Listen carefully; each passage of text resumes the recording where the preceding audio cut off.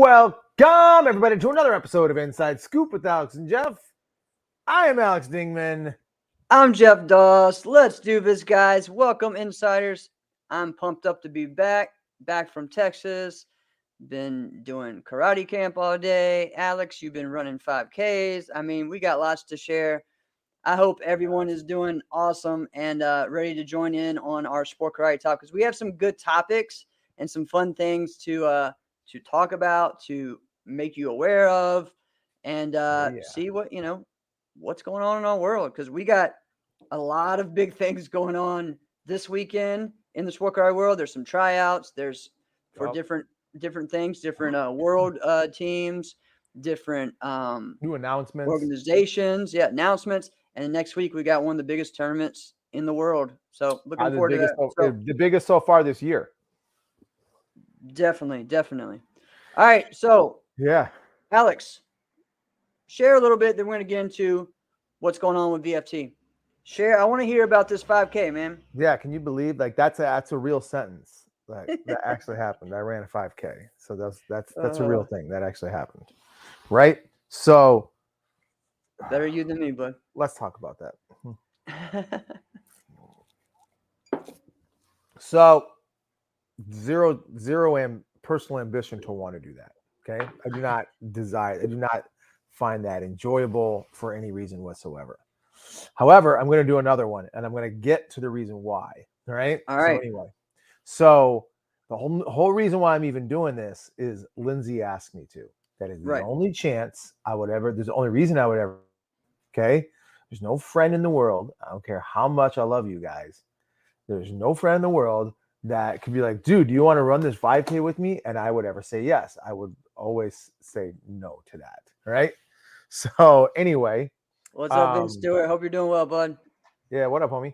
So anyway, I went to go. I wanted to go see this DJ Wither who's from Europe, and he was gonna be in Chicago, and I was like, yo, let's go check out this guy. And so anyway, she's like, all right, I'll do that, but then you got to go do this thing. So whatever, we did it. So Lindsay decides she wants to do a 10-mile. So I'm like, so I'm not even gonna be running with you. She's like, no, not at all. I'm like. So what was the point? What? So she's like, aren't you going to train? And I'm like, no, I'm not going to train for this. And she's like, well, why? And by the way, she didn't even train. Who wants a freaking 10-mile and doesn't train? My freaking. But you were sharing before a couple weeks ago that like she just went out of nowhere and then won the thing. Yeah, she did a 5K like a few weeks ago, and she just didn't train for that and then just like won it. I was like, that's freaking sounds like what we do at tournaments a lot of times. So. Kinda. Like when you get to that level of tournament where you're like, oh God, I'm just all right. It's just hopping from tournament to tournament. Yep. Right? We all done that a few times at least, right? So anyway, that's a great I figured like, what's martial artists walk from fights, running is wrong. Dude, I agree with you. So like if you're going to train, like how long would your training session be? Like if you're really going to train for like a run, how long would you say you'd train for? I've never done a run, so I have but let's just curious. Let's just say like, all right, I just want to like do a running warm-up workout, whatever. How long would you say you would even do it for? Like a little jog training session, whatever. How long would you say? Like a jog, I don't know, 30 minutes to an hour. That's about how long a freaking 5K is. Yeah. So I'm like, why am I even training then? That's how long the thing is. I'll just do that. I don't want to do this to begin with, so I'll just do that. Yeah, I think I did it like 26 minutes, 28 minutes, something like that. It's like, I think, that's what it was. Okay. So nothing fast. So, but at one point, so there's like, and then all of a sudden I was like, oh, hey, I know you. And we're all running. And then there was this person who I was in my same like heat with. And like right away, like I kind of left her. And I'm like, whatever. I think I'm listening to this podcast because this is boring, right? So I'm running, and what is it? There's this couple that was in like 2 heats ahead of me. They all of a sudden I passed them, and they're walking. Lower back is on fire. Oh my gosh. It sucks. Never one time did my lungs ever get affected, but my lower back sucked. right? So in my head, I'm like, F it. I don't even, there's nobody around me. I don't care. I don't like what I'm doing. Right. I'm not proving anything to anybody. I'm 40 freaking years old. It's not like I'm going to aspire to do this later in life. I'll just freaking, they could jog, I could jog. I don't care. I'll just walk. So then they pass me running. I'm like, what the heck's up with you guys? I thought y'all were walking. They're like, oh, we want to run now. I was like, oh, forget you. Whatever. So yeah, so it was cool. But you know what was it was a cool little thing. And what I liked about it was that they have a consensus like these three people win. But everybody wants to be a part of it. Everybody wants to do it, right? So, and they know that like they don't have a shot, right? They just know that. And they're not trying to do that. They're just trying to be a part of it. And so, obviously, Jeff, where did my mind go? Karate. Right. That's what we do, right? Yep. Like, here's an observation. How does that work in karate? Right. It's basically what we do, right? This is, I'm just saying what everybody else is thinking. Okay. So, and I'm like, I don't think that's really transferable. I don't think you could do that in some areas. And in others, you can, right? Because like you can't just enter like a fighting division and you're like, I just kind of want to go around. Like you're gonna draw someone who might knock you out, right? Yeah. And you're like, this is a bad idea, right? But like you can go and like you could do your form, right? And just be like, hey, I'm just gonna go and do that. And I actually feel in some ways our sport should be more inviting for things like that. But the culture, I don't think is. I think because you know it, when you see a guy that clearly is not gonna be in there, he's outclassed. Right? It's almost looked at like, dude, why are you here? What are you doing here? So just, like, get out of here. Don't put yourself through this. Instead of think about it from another viewpoint. He's completely outclassed. There's no chance he has. But he's literally standing shoulder to shoulder with the best in the world, in the entire world. Yep. What other sport has the opportunity to do that? Where you literally have a shot where it's like, you know what? I'm just going to give this thing a shot. And I don't know, maybe someone will like my stuff. You know what I mean? Yeah. Like, I feel like, we should be more inviting for stuff. We should like be, that. yeah. You're right. Well, I think, Alex, it used to be that way. And then we started changing where we have an A division and a double A division. And so the idea was to help people that feel like that to have something so they can feel more invited. That was the idea. But it doesn't really do that because what it really does, it just makes it where our divisions have less people. And then those do, and then they never really get over that hump to do it. You know what I mean? Well, then now there's no incentive. Right. There's no incentive because to before go over that. Right. Because before, if they were like, let's say the battle, right? Because it's coming up. And they were like, I'm just going to, let's just go. Because the battle was like the battle, forever. Right. Right. And so now a guy can just be like, well, maybe I'll score a few points. That is an actual thought. And that is possible. Right. Maybe I'll score a few points. It's actually more likely that a scrub wins a match than places in a form division, right? Right. Because some guy I watched straight up Raymond. We always use that as a standard. It always happens all the time. Lose to a cheeseburger. I mean, this guy stood no chance, right? So Ray is just kind of like goofing around. This guy's like he's a kickboxer. Throwing like skip up roundhouse kicks, and Ray's just kind of like moving around the ring. What's up, Abeda? Was like trying to do like a spin kick, and the guy ducked it, and then Ray would like try to back fist him before he was done. And then Ray's like, all right, I'll blitz him. So Ray's got 3 points. He's just kind of like, we're all just kind of like going through the motions of this match. And then Ray kind of like slips, all right, as he was going to blitz, and the guy caught him. And Ray's like, oh, all right, whatever. And now Ray's like, fine, I'm just going to put this guy out of his misery. Went to go dive and blitz and didn't realize the guy had stepped back. Catches Ray high. Time runs out. Ray loses. 4-3. Ray loses. This must have been what, like 99?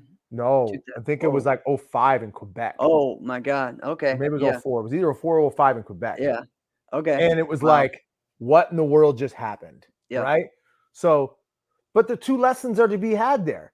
Number one, don't freaking take your opponent, no matter how good you have them.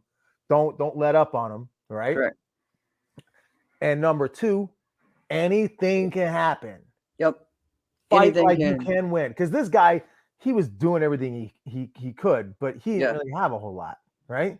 See, so you said the comment about forms, though. I feel like there's always someone that can, come out and do something without people, and for me, that perfect example is Alex Davidov. Alex Davidov was like that, where no one knew who in the world he was. Yeah. And he shows up at the year that Empire States was at Madison Square Garden and just beats Butch Marks and beats everyone. And he starts winning tournaments in 2000, it's just like, and the thing is, his style was so weird. We were like, what? This doesn't even make sense. What he did like drop kicks in the middle of the form. What, and then first we start like respect him because there were some things they were like, all right, this form's so weird and it doesn't make sense. It doesn't go with, like his hands were very different, right? At the time. And then it turned into, and in some ways you could say at first, maybe they were compared to everyone else, maybe a little sloppy, but then it changed and he just started catching on and going like, and dude, I have so much respect for that dude because of how he like just kept pushing and pushing and pushing, became one of the top competitors in both circuits, NBL and ASCA, and now has like just 1,000 students, in it whenever he wants in his sleep, whatever, just whatever, yeah. So, but yeah, man. So I think that's a perfect example of that. It can happen. Just you got to go in with a mindset that you're going to do something, do something good, and just do your own thing. I think that's the thing. You got to stand out, So we've gone a lot on this stuff. I know we can probably get on this a little bit more. This is really. But I think you're right when you say like, go try to do your own thing because we get so caught up into this is what you're supposed to do in your form. Yep. This is what you're supposed to do in your form. So like, all right, so like Obeda and I were kicking it last night, right? Yeah. Homie was in town. And we were just kicking it. We were in Naperville. And he was like, hey, is this Sharky's around here? I'm like, dude, Sharky's is like down the street, right? Right. And he's like, for real? And I was like, yeah. And so then we just got to we were talking about Salif. And he's like, yeah, Salif lives out there. I was like, nah, dude, Salif lives like a couple blocks from me. He and I got to talking about, I said, dude, reminds me of Steve Terada. And he's like, no. I knew I was going to have this conversation with you, by the way. And he's like, nah, he's better than Steve. And I'm like, ooh, okay. Yeah. Okay. So I agree. But I know. So he's like, dude, Steve was this, Steve was that, Salif is this, Salif is that. Mm-hmm. But the thing that I thought was so and no disrespect, of course. No. The thing I thought was so cool about Steve that he never really got his credit for, and Salif has this, which is why I thought which is why I made the comparison. Right. Is I think as a choreographer, Steve did things that people didn't understand, right? Steve. Yeah. Eventually. Yeah. Not when he first from the came get-go. From the get-go. Remember, because again, from the beginning, it was more the background music type thing and everything. All right. I'm talking about the moves, man. The moves, right? Okay. Well, you say choreography. I'm thinking of choreographing to music. Okay. I'm not. All right. So, all right. I'm talking about the format of. Okay, I should say it differently. I should word it differently. You're right. The way he formatted his form. Yeah. Yeah. Right. We're different. That I feel like he was so amazing at. Yeah. So like from the get-go. And so Salif is very comparable to that. Right. So like the way he would do like his round out flash, you never saw him do a round out flash. You saw him do like a round off like triple or quadruple flash. You saw him do the axe kick, right?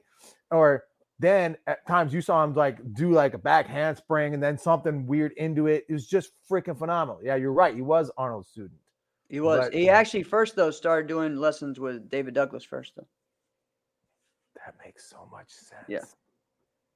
I didn't know that. Yeah. But anyway, so looking at that, I think having someone who comes in, it's a breath of fresh air when you have someone come in who doesn't want to conform to the mold, right? Right. And I think Steve did that a little bit too, because we were still kind of getting caught in that, mold of like, you wear a white uniform for traditional, you wear a black uniform for this, maybe you wear the white top and the black pants. He comes in wearing red and black. It was like, who the heck is this dude? Right. And it's cool to see someone really start to excel and say, I'm not going to do this cookie cutter thing. I'm about to do something you guys aren't even thinking about. Right. Definitely understand that. Man, we went all over the place. They had a lot of stuff that I wanted to show up here. So one thing, like Drew said, congratulations to Sam Gagnon and Kai. They had their baby. Congratulations. Congratulations, homie. Yes. All right. There's some funny ones here. Terry Floyd, what's up? Ben talking about his 5-year-old throws down a 5K in 27 minutes. He said his is like 59. No, he does not. Daryl Carr is saying he's training at least 45 to an hour for that. Beat me. Daryl says the culture has changed a lot over the last 10 years. Of course. Yeah. Ben thinks it's a little different for forms, more like than fighting, but he has the embarrassment and beatings factor. I don't know, maybe. Let's see. And Obeta's got some funny comments as well. Davidov was legit though. He says Tirada was sloppy but revolutionized a lot. Lots of things going here, but this was a lot of fun just talking about that. We went all over the place. First, again, guys, if you haven't signed up yet, get signed up for a virtual fight tour. Put your money up. Let's go. September 22nd and 23rd. 23rd is King of New York, which is going to be a banger event as always. And also, we just had an announcement too that there's going to be a UK VFT. So that's going to be super exciting. And I really hope that some of our guys go over there, which I'm sure that, just think about who puts it on. So get pumped up by next level guys versus those UK guys. You know what I mean? Like think of James Poor versus somebody over there, but I could see it being okay if it was just all UK guys. Oh, of course. It you know what I mean? But I'm just telling you, I think if Jesse is going to go there, he's bringing people with him. He's bringing Tyson with him. He's bringing James with him or Merrick. That's what's so great about VFT. Maybe he doesn't have to go over there. True. That's true. It's virtual. Right. He could do the whole thing from New York. He could. You're right. But I mean, I think this is going to be really cool and really exciting. Reach out to Jesse Ray to find out more about it. And again, it's not done. VFT is still going. We have Last Man Standing at several events coming up. Actually, he did the VFT at Kevin's tournament over the weekend. I didn't know he had one going on until after. Yeah, so Kevin had an event. There was a lot of events over the weekend, guys. That's what I heard, man. So Jason Warren had a tournament. I know there was some in the local area here. Kevin Walker, lots of different things going on. Where you were at? Where were you this past weekend? So I was in Texas visiting family. So and that's why you couldn't be on the show last week. Right. So we were last week. Texas. Okay, I know you were kind of chiming in. Dude, last week was freaking crazy because it was Jero and Obeta were supposed to be on. It was supposed to be just three of us. Jero never showed. So yeah. It was just Obeta and like John Curtillo for like a very good portion of the show. And Devin Hopper showed up. Hey, that was fun. I still have to go back. Cool, man. I gotta go back and listen. So yeah, it was cool. But hey, those guys sound like they're gonna do VFT, the team matchup as well. Oh, all right. So I like it. Sounds like there might be a TDE team, and there might be I don't even know what team. John's on. Is John? I mean, I'm assuming you rock it. If you're a Conroy guy, rocking Conroy. So Team you Conroy. always got a team. It should just be called Team Conroy. Let's be honest. It's kind of Team Conroy Gagnon they rock now. Together. It's Team Conroy Gagnon, Sam and Conroy it's their team, So, yeah, and then the sad news last week as well that Ray Bryant passed away. Really sad. And I didn't mean to break that news. That was not news I was trying to break, but apparently, like, I was bringing up the fact that he was part of Pan Am, and John and Obeda looked at each other and they were like, I guess we got to say it. Yeah. So I wasn't trying to, but our condolences to Ray Bryant and his family. Definitely. Again, as this is a weird transition, but one of our topics is, it kind of goes off of this. It's everything in the show today just kind of keeps going and going and it's all good, man. So it's been fun. It's been great. It's been really easy. So our next thing is just the push for fighting growth, for the growth in point fighting. Okay. Yeah. And we are seeing, let's talk about, next weekend, Battlemania, right? You can do 4 different fighting divisions for, I don't know, $100 or something like that, right? You got double elimination. You got a lot of different things that they're doing, you have, all these extra divisions they added at Ocean State, right? Really 2 of the same division, just different monies, right? Yeah. They didn't really necessarily have to do that, but it was just a push to get people fighting more, right? Continuous fighting. That was the big post yesterday and today about pushing continuous. What can we do to get people to do continuous fighting?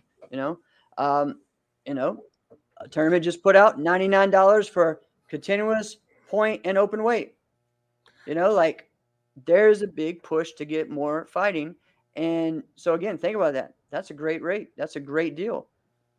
I mean, but why I think that's so important is because I brought this up in episodes past, where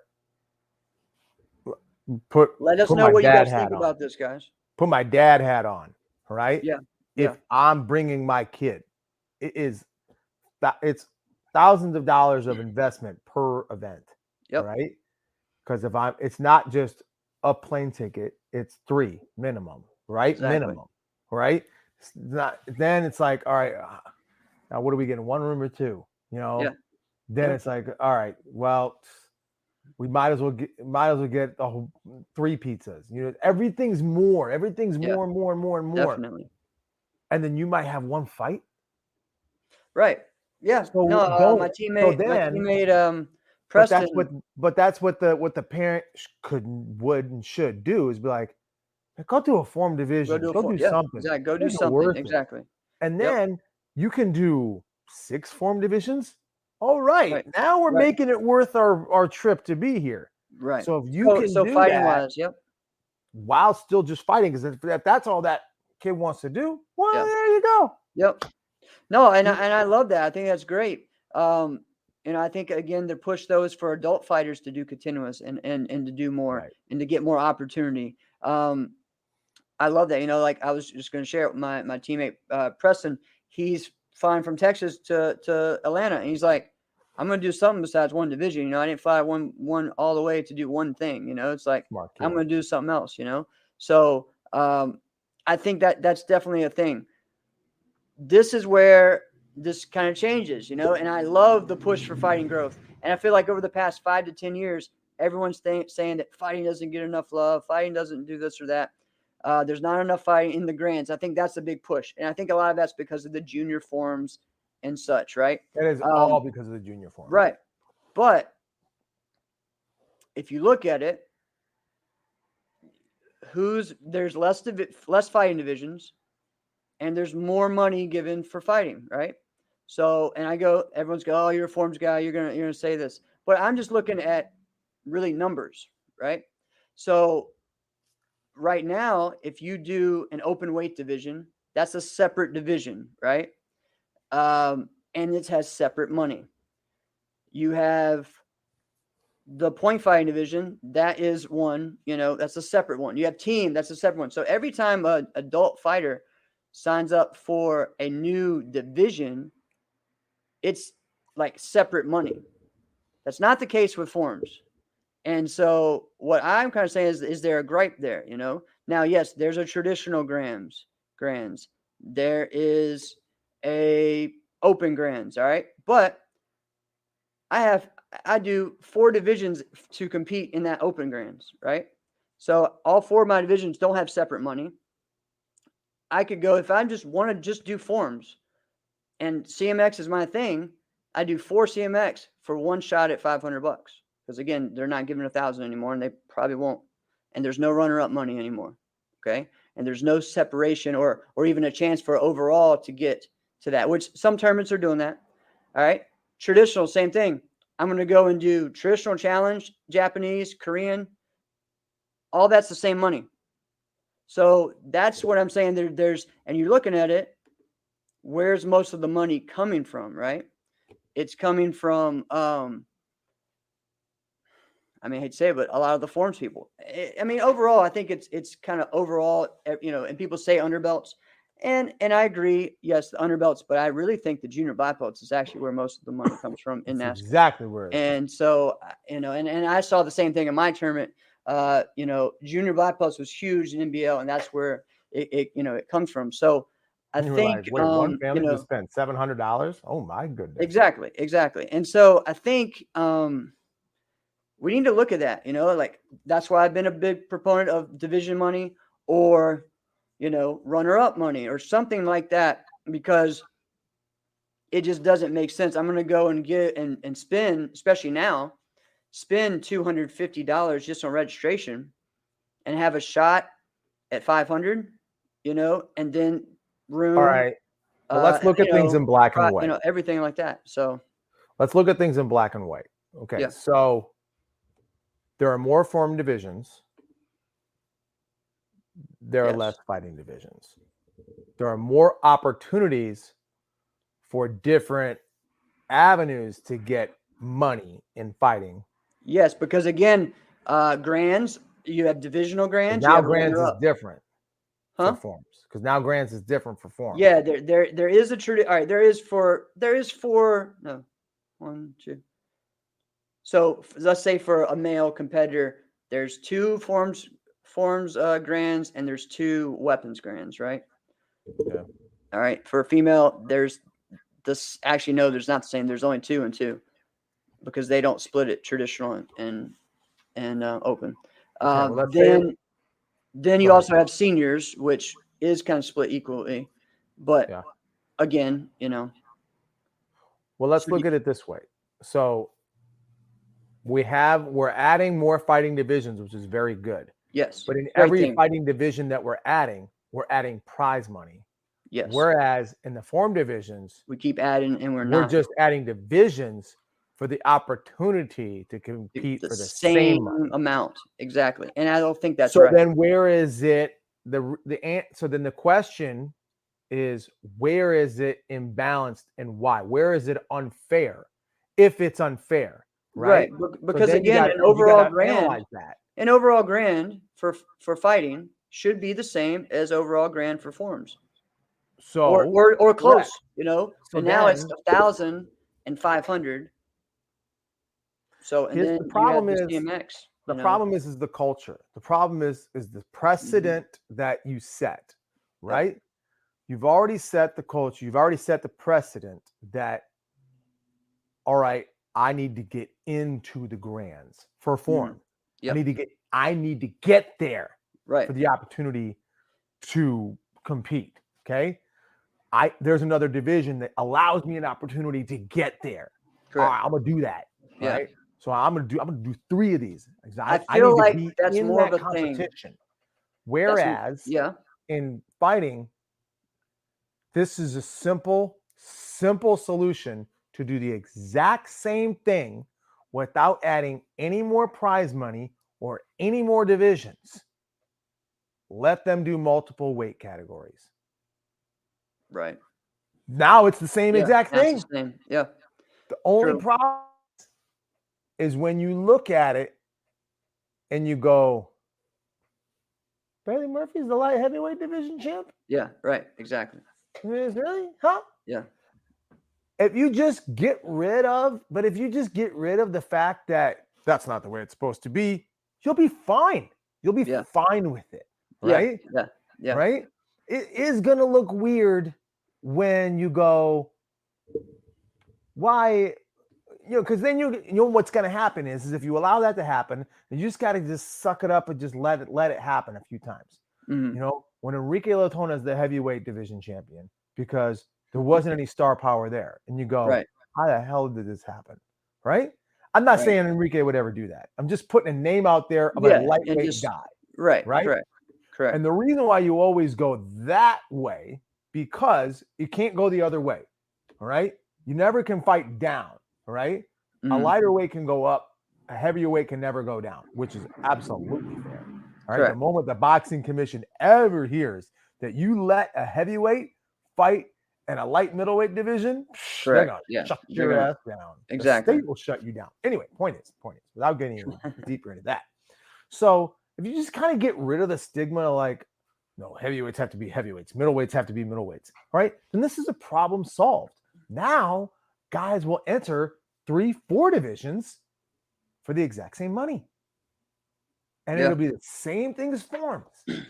But is that right though? Is that fair? Do this open weight. But see, I don't like that. I think there should be more opportunity for money because again, there's a limit on that, and the people are bringing you more money are not getting that, and I understand the push that we come from a fighting background, but we also have taught so much about the fighting style has changed, everything has changed, the sport evolves, the same thing has happened, so with forms. So there just needs to be, I just respect the events that put the same amount into it. You know what I mean? Like make it equal.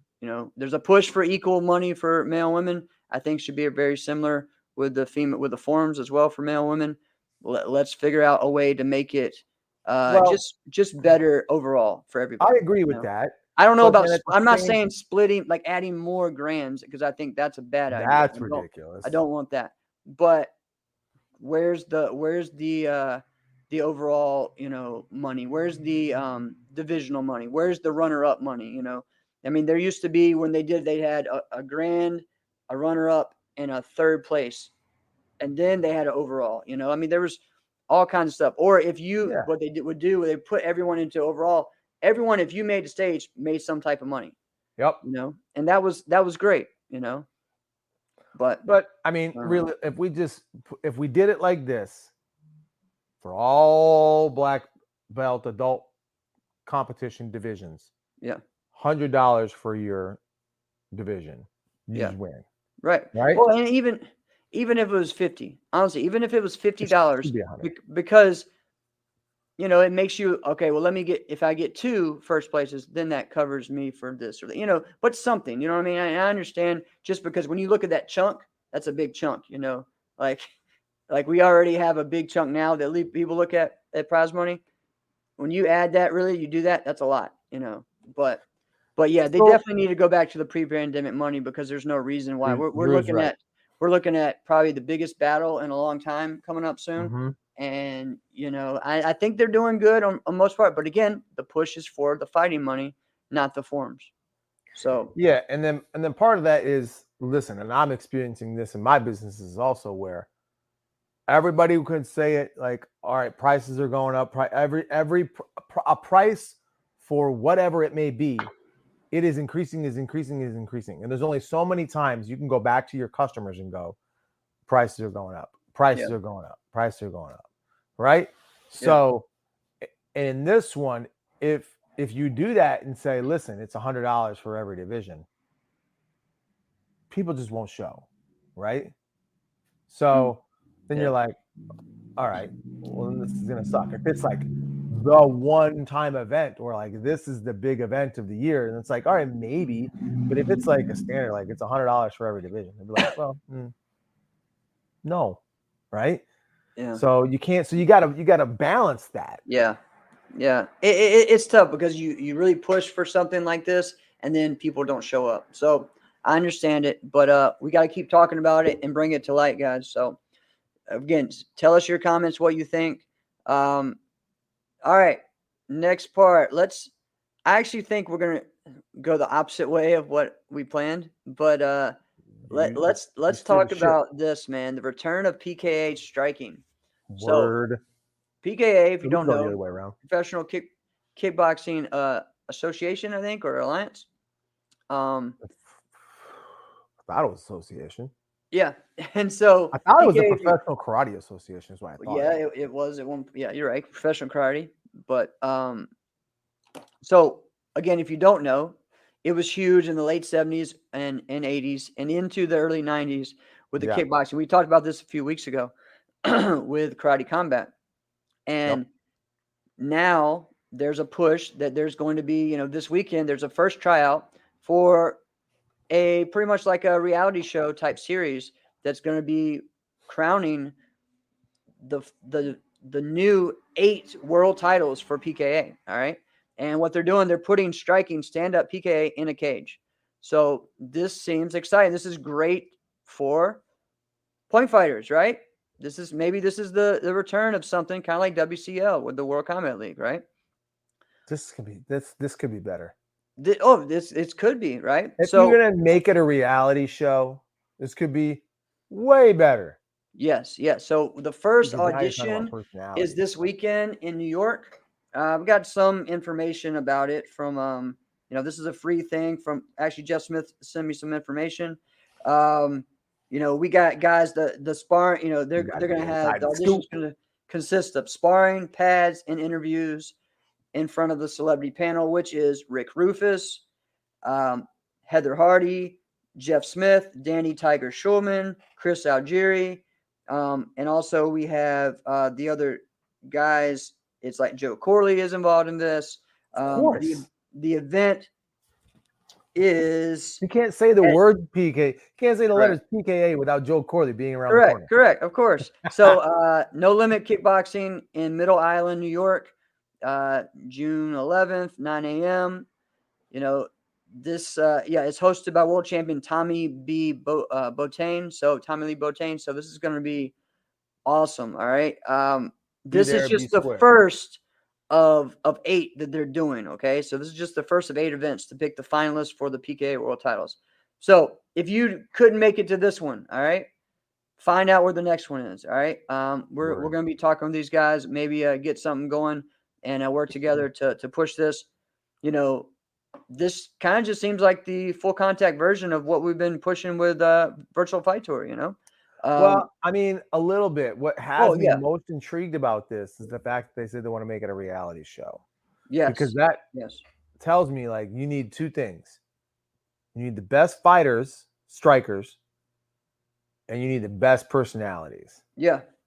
And I don't know how they're going to do it with a true reality show, but like what's real popular right now, like biopics, right?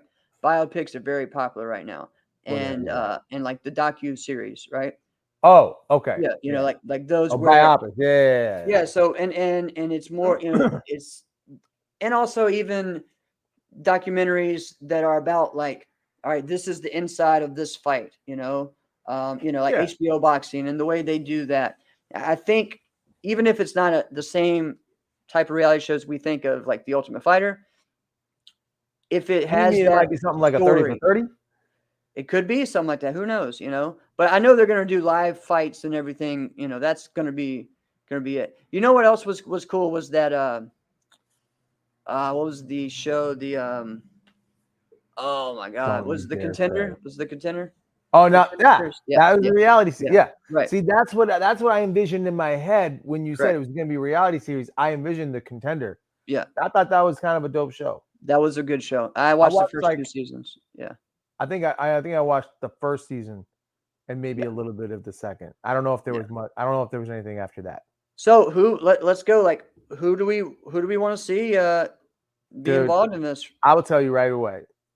As far as fighting and personality, the best person to be involved is Ross Levine. My gosh! But that's probably not going to happen. So probably not going to happen. No, he already has a contract. So for me, it's Cam Dawson. But for me, it's Cam. Shit. So that's somebody that awesome. Now a couple years ago, before he got into the stunt game, he was actually this is someone who was going to be doing this and was actually working with these guys and doing some fights. Was Justin Ortiz was doing some? Remember, he was doing some kickboxing and up in Canada and different things. And I would love to see him in there. He'd be great in that. No, I don't leave. I could totally see Justin Ortiz would be fantastic. Oh yeah. I think he should do that. Oh yeah, I mean, he probably would do. He's the crazy enough to do both. Go film a movie and then go fight. I mean, it's just dude. Last year when we did our lightweight month and he was on he was on, dude, guys, go back, listen to that. That was a great one. That was a great show. That was a great show. And we even learned a lot about Sabat too, which is really cool. Right? Yeah, we learned a lot. So it was cool. All right, who would you guys like to see in a full contact striking in a cage? Just stand up. I'm pretty sure it's above the waist kickboxing. They may do maybe Waco style or maybe like a kick light where it's above the knees or something like that. Yeah, if you're bringing in a low kick, then it's like now you just brought in the whole world. It's different. So I don't know how we're gonna see that. But as far as all the rules, but I know they're inviting everyone in. They're really pushing the Waco guys, the WKU guys, the WKA guys. Here's what I'll say. Point karate, especially when you're talking about a reality series. Now I'm gonna tell you this. I'm gonna make it a quick one. I'm gonna tell you this quick story. I was almost on a reality show. Oh yes, I think you told me this story. I was almost on MTV's The Real World. Yeah, you told me that story. True story. This is a very, very true story. So I'll give you the Cliff Notes version. I'm out on this like party date with this girl the night before. And we're just hanging out. We're at this freaking weird party. Jack Felton would be dope. All right. Yes, Jack would be great. And we're talking about this. We're like, man, it's gonna be late. Man, what do you got going on tomorrow? And she's like, oh, I'm auditioning for The Real World. I'm like, you're doing what? She's like, yeah, I'm gonna be here, there. And I'm like, I'm gonna be there. Right. So I go there, and what do you know? They sit us at like the same table. And so this was how the conversation went. They were just like, okay, let's talk. I'm like, what the frick are you talking about? Let's talk. Right. And so this one chick was talking about how she was, I'm going to spare you the details, but so she was being intimate with some dude. And I basically dogged on her. I was like, you're just trying to get out here and get yourself noticed by these guys saying something raunchy, like, freak out of here. Right. Whatever. Right. And then they're like, oh, yeah, well, what'd you do last night? And I was like, well, I went to some freaking weird woods mud party. It was a freaking worst because my new shoes got all muddy. And I started dogging on them. Right. Yeah. So I make it. This chick does not. Right. Basically dogged on her the whole time. Last date we ever went on. Right. So then they move us to like another group table. All right. And I'm I figured out this formula real easy. Just make fun of people and I'll keep skipping tables. That's right. So I did. Right. So we get to the next one and then it's like, all right, we got to do the next thing and the next thing and the next thing. Then I realized I was like, that's all they care about. They just care about people that are interesting. Right. Especially something like that because there's nothing else involved. Correct. Yeah. It's just it being interesting. Yeah, there's not any. There has to be a reason for someone to want to watch you. Correct. Because there's not another thing going on. It's literally just you being you. And if you're not interesting, there's no reason to watch you. So now it's that connection. Yeah, you gotta have that connection. MTV's Final Fu, which was the worst freaking thing for martial arts, right? Yeah. Right. We all forgot that it happened. Okay. Whatever. You just brought it up. Let's just talk about the casting of it. I thought the casting was poor because there was no personality. Right. Everybody was plain Jane, cookie cutter. Right? What is this? Right. Why did you get a bunch of trickers to do stuff when they're never going to trick? Right. This is pointless. Yeah, and they didn't give you any detail behind them, any of that. You know what I mean? Nothing.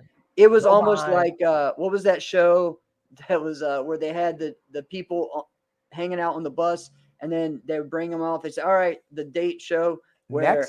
Next, yeah. So that was kind of what it was like to me. That was how much you found out about these people. You know what? You know what I mean? Was? Next was the original Tinder.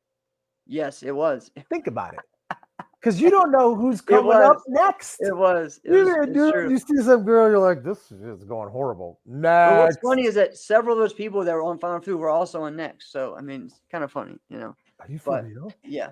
So anyways, Well, Hans was on there. Hans was on both. He had been on both. And a couple other guys too. Yeah. Some of the females I think were on there. So anyways. So I'm excited about this. I'm excited about this. If we get a reality show with this and pushing what we do and just putting out, because again, people love striking. So let's show it, What's up, Mark? We should have some guys that could knock other people out. Chance Turner would be good for it. Yes. Right. Someone who will do something freaking. Some funny guys too. Some funny interesting guys. characters. Yes. I think James Poore would be great. Right. Yep. I think there would be a lot of funny guys. I think Ryan George would be great. Yeah. There's many. I mean, there's a lot. It just depends what people want to do. How far people want to get into this. So I think reach out to Jeff Smith, guys. Would be Willie Hicks if he wanted. Oh yeah, that's what I was thinking too. Willie would be great. Please do it. Please do it. So go audition tomorrow. Find yourself. Get to New York on Saturday. So one of the things though, we had talked about this, just that push for that 90s style. You and I also there's been several fighters from our era, from 90s, who are trying to come back, and I've been and getting back into it. And I've been joking about that, it's a little different. It's faster now. You can't just kind of BS with the ref and take time and just waste time, and just sit there. Sitting on your heels. No, there's no sitting. You got to go, and in some ways that you saw that in the 90s style, but also was that go, when it said go, you got to go, because again, it was first to five. You're trying to get through it, it all depends on where you're from in the area. I think the Southern kind of style, maybe even the Kentucky area, the Tennessee area, it's a little bit slower because they can kind of slow it down a little bit, because they were used to getting kicked in the nuts. Right. And even in the Southeast, we saw it slow down a little bit. But New York, Boston, they were flying. It was just flying. Boom, boom, boom. Detroit area, flying. Go, go, go. But it's really, really interesting to see that, to see some of these guys coming back. But also how that 90s style crosses over, today.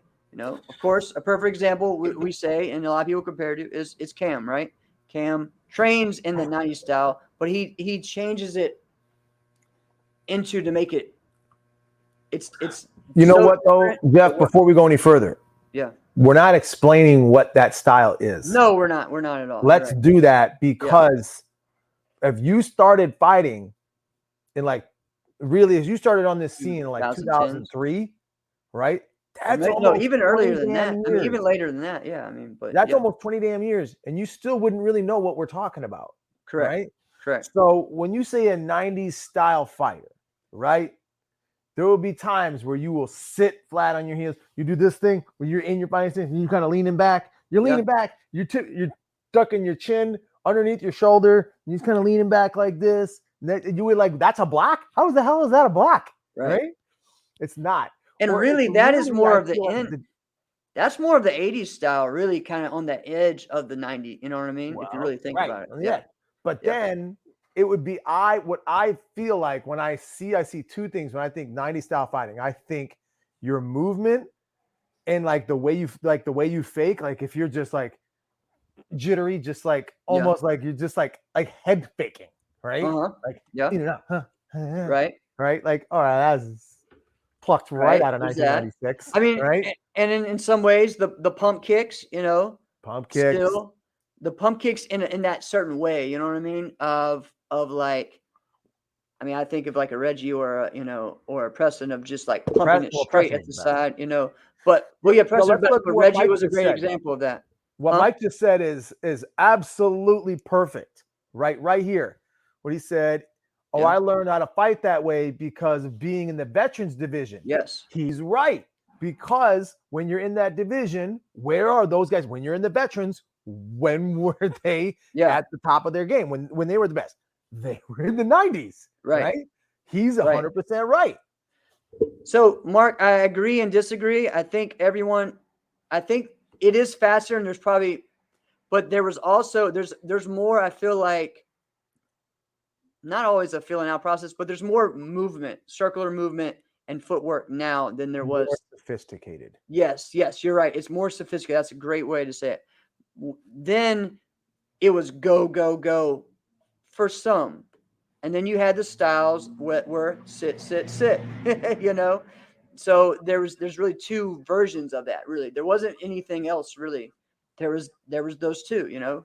The only person I could think of that was a moving one was Tony Young, you know, but it was still, he still had that movement, but he was still had that laid back style while he was moving. It was really weird, right? So weird. Yeah. Like, I'm pretty sure you yes, all taught me to never do this. What are you doing? I don't understand that. Right. correct. And this is a great point too. West Coast fighters were counter fighters. That doesn't really exist anymore. Would love to see that. That was one of my favorite things about going to compete on the West Coast, was just seeing that, you know, seeing someone. The only person I've seen really do that, and this is still 10 years ago, was Brian Young, doing a lot of counter fighting.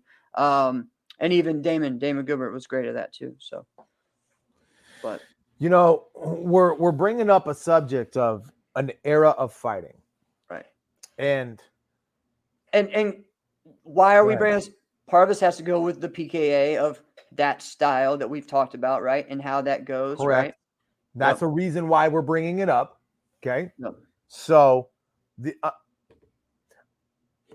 this is something that gets brought up a lot, right? Yes, which is high low is my favorite, John. This era had the best fighters. So this era was the best. So you couldn't have beat this era. Right. You kidding me? That had so and so, so and so, and so and so. Couldn't beat that. Couldn't beat that. Listen, I'm gonna say this right now. Uh-oh. Let me get focused.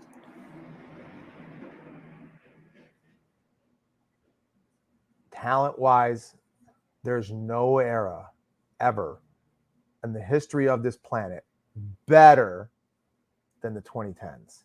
All right? None. Ever. All right? 2020s is just starting, really, right? We kind of really didn't have it yet, right? So it's hard to really tell what's happening. It's pretty awesome right now, I'm telling you. I mean, it's very awesome right now. You're looking at the talent pool, man. And I want to give a great comparison as to why, because there'd be plenty of people that say, man, the 80s we used to beat you up. In the 90s, man, we did everything, right? Let me explain. Okay. And I use this comparison in other sports as well, because this is exactly what you were talking about earlier in our conversation. They had this conversation about basketball on ESPN radio. All right. So like, if you're talking about like best eras of like baseball, I'd be like, oh, well, there was Babe Ruth and there was, Lou DiMaggio and whatever. Like, get the frick out of here, man. Right. People are more athletic today now than ever. They can do more things. Yep. Right. Are you kidding me? Right. Football players today. Are you kidding me? You insert Aaron Donald.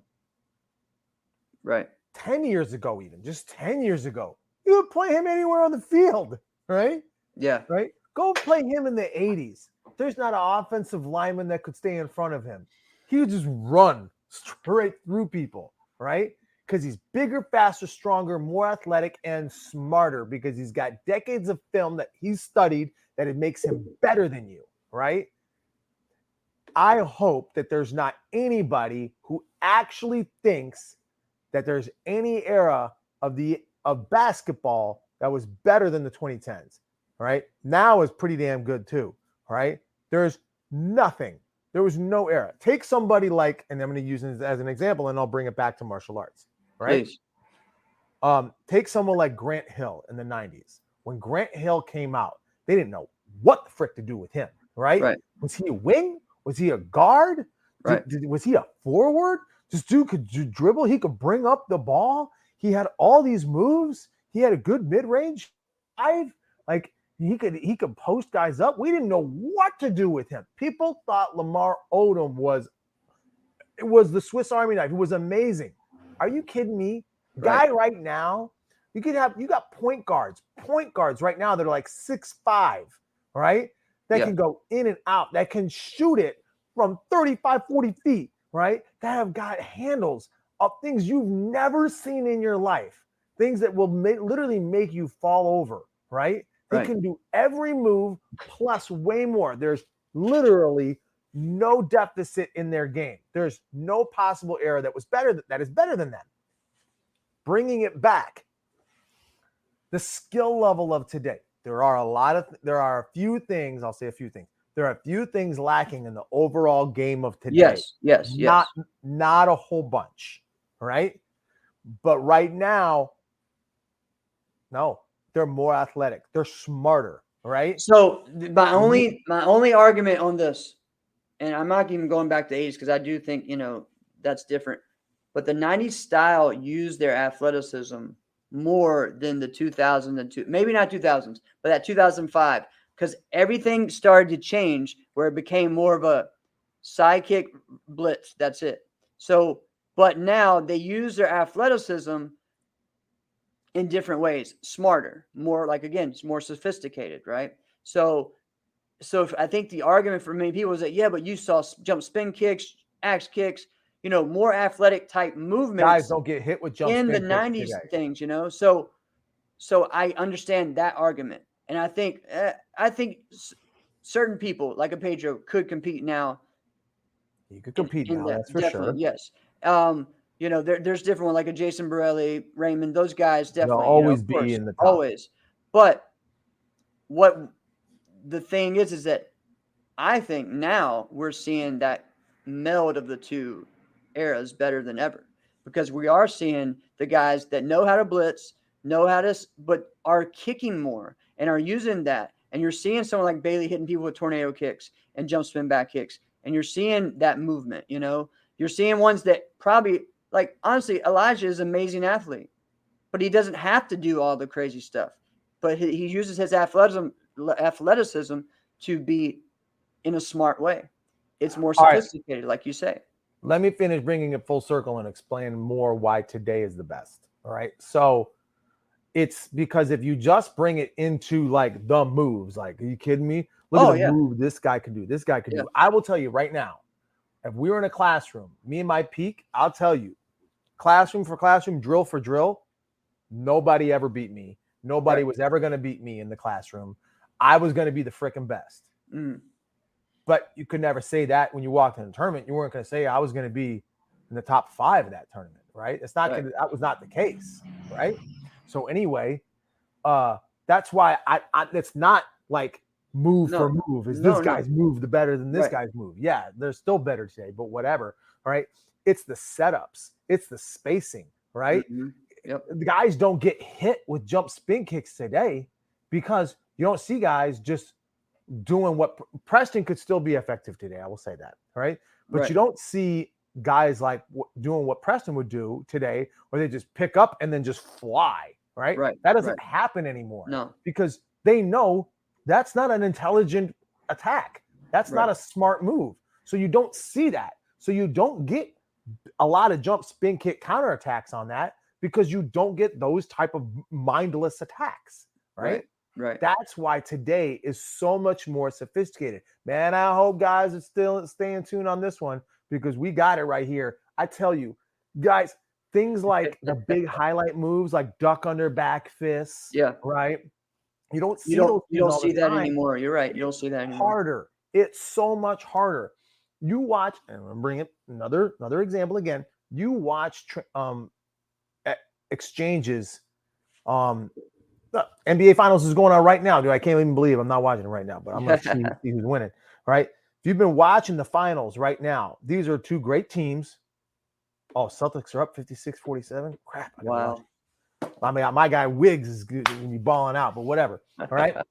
So, I mean, there is no possible point where you can ever let up, right? Ever, right? So, and it's the same as today. Like we said, you can never sit on your heels.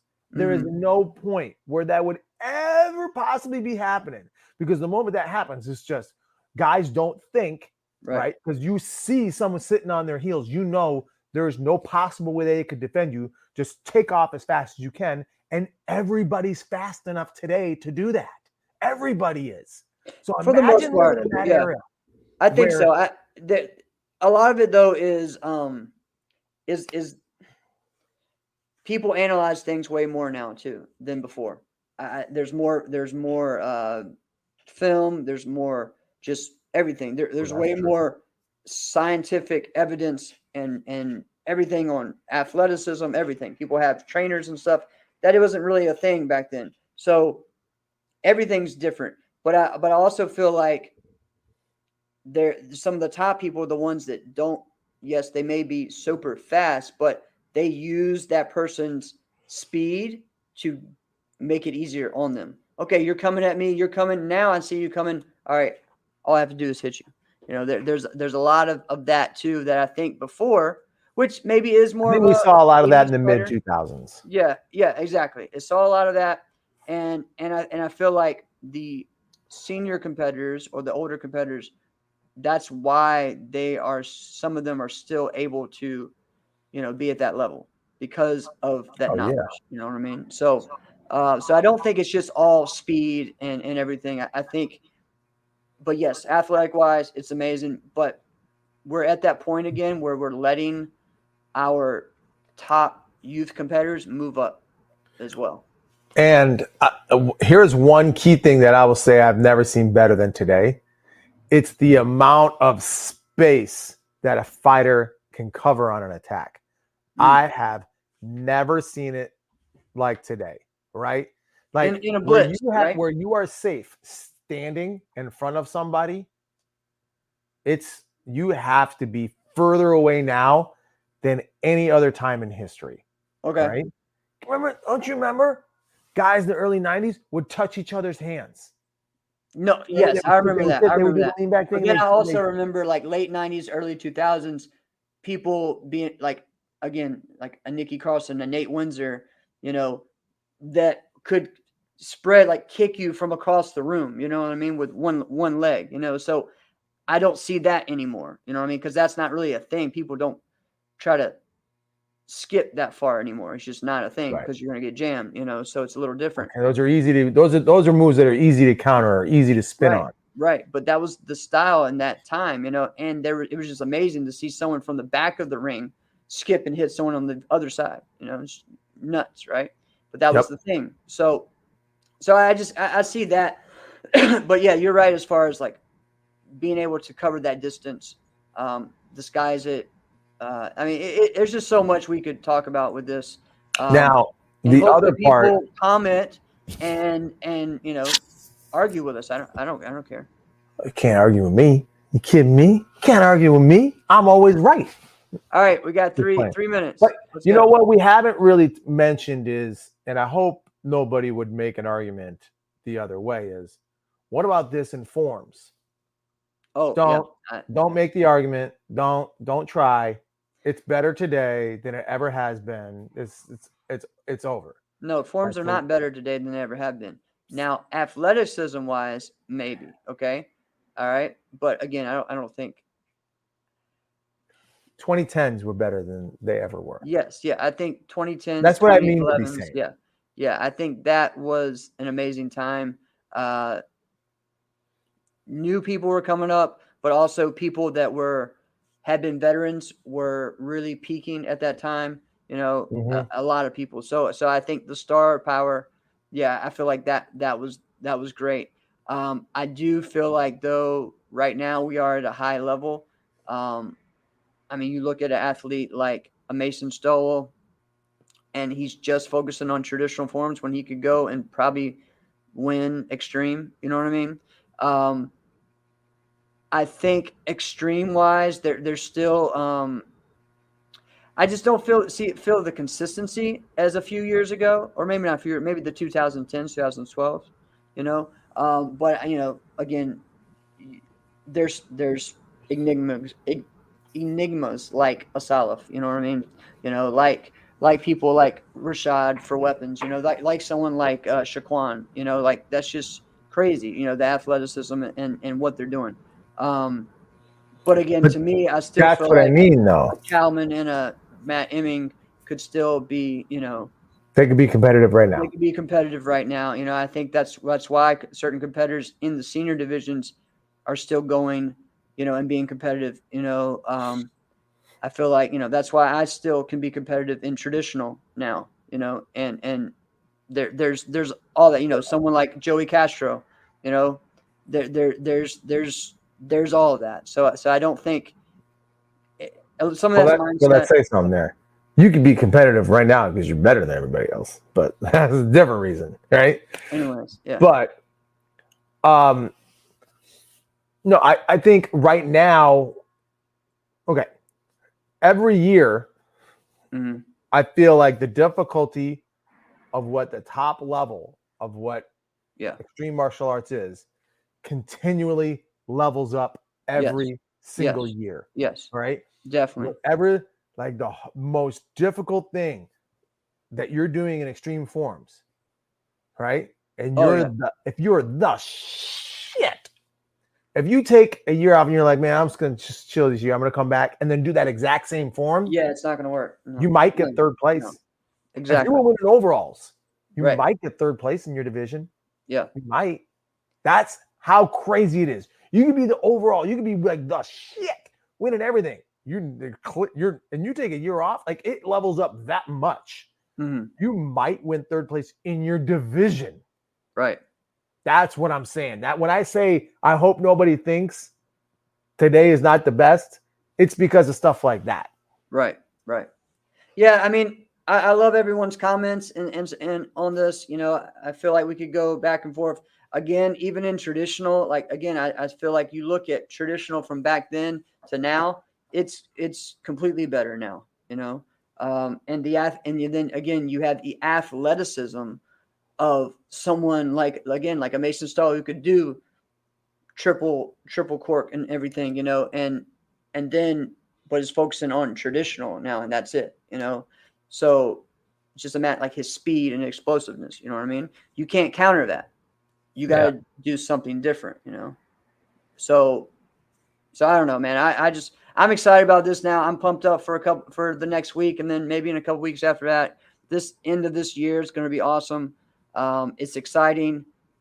Just get pumped up, guys. Like, have your popcorn ready. Be next to the TV, to the Facebook, to Instagram. Let's go. I'm pumped up, man. I can't wait. Hey, you competing at the battle? Oh, of course. Yeah, I'm doing a lot, and I'm pumped up, man. How many divisions you gonna do? I'm signing up for 5. Might do 6. I'm not sure yet, but my goodness. Yeah. So saying that like a 23-year-old. My goodness. Yeah, man. I've been training. Been training with Ross, so I'm pumped up. I know. All right. Well, thanks, guys, so much. Been a great show. Been a great conversation. Share this. Good hanging. Hey, you know what though? I gotta tell guys. Hey, y'all gotta go back. Don't just check out last night's show or last week's show. I'm sorry. Yeah. Dude, the show before when we had Tony Hamsani on. Oh, two shows before that. Yeah. Yeah. That was a great show. Freaking show. Go back. Yeah. You got to look at the Facebook Live video of that, but go back, check it out. A freaking great show. I agree with you, John, about that, but I also feel like there's still athleticism, talent, you know. So I think the way it's presented is what makes it martial. But you know, we can talk about that more and dive into that more. But yeah, share these shows and let's go. Let's do this. Till next week, my friends. Boom. This has been another episode of Inside Scoop with Alex and Jeff. I'm Alex Dingman. I'm Jeff Doss. See you guys next week. Have a blessed night.